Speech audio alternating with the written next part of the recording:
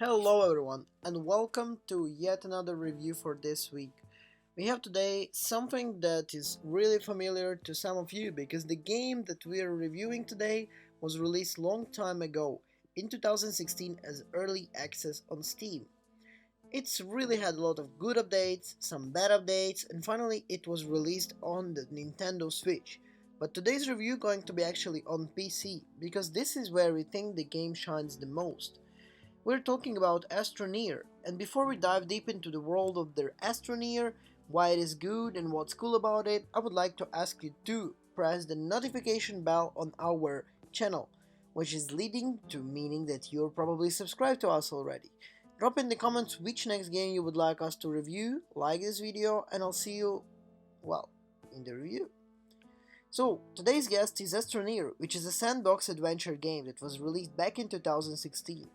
Like I said, it had a lot of ups and downs, and finally, now it is its best where it could be. Astroneer is actually a third-person space adventure, mixing survival, creation through the sandbox type of game. It is where you see your little Astroneer crash land the planet, leaving it up for you to work how to survive, how to create new items and tech, and how to escape the planet to land somewhere else you would think go all around. The game's story is set during 25th century intergalactic age of discovery, where astroneers explore the frontiers of outer space, risking their lives, harsh environments, and risk rare discoveries, and unlock the mysteries of the universe. The Earth-like planet you dropped on is Silva, one of the 7 planets in the fictional solar system. Unlike the Steam version, in the Switch version, by the way, there is kind of a little bit a step-by-step tutorial, unfortunately. But for the PC version where we reviewed it, there was one. So be careful when you're gonna dive deep on, let's say, Switch. You might miss it, and you might be really kind of lost on what exactly you need to do.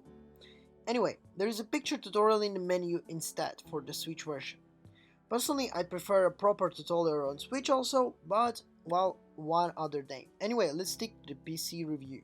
There is a mission in the beginning where you have to log check which does help orientation of your getting started in the game.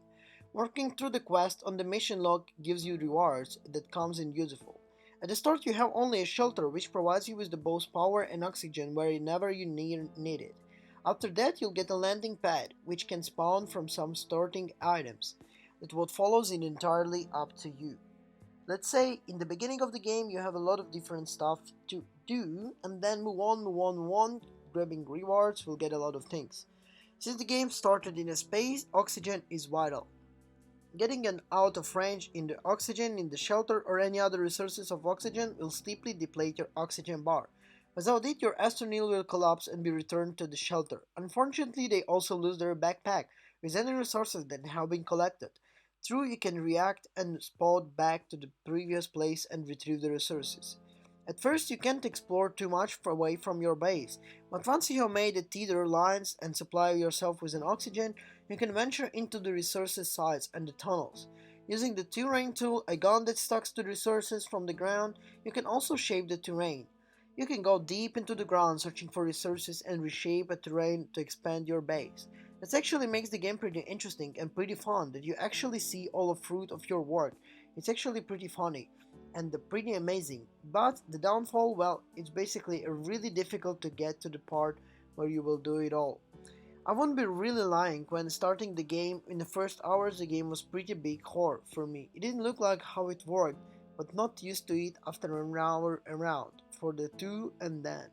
I'm pretty sure intuitive you get a lot of fun, but then it's very interesting to dive when you really understand how the things are working. Once you get past of the lack of tutorial, you find yourself progressing in the game. The game might remind you something like No Man's Sky or something like that, but believe me, there is a big difference in the game overall.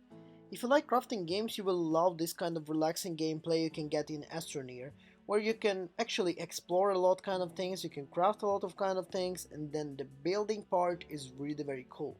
Graphically, the game is also really very attractive, and you will really enjoy it.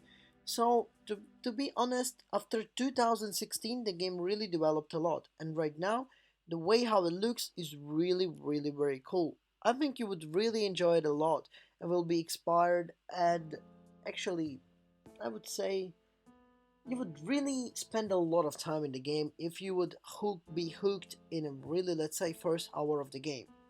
So sum it up, I would give Astroneer something around 7 or 8 because of how cool overall the game is. You could spend a lot of time in it and it will still not be boring for you.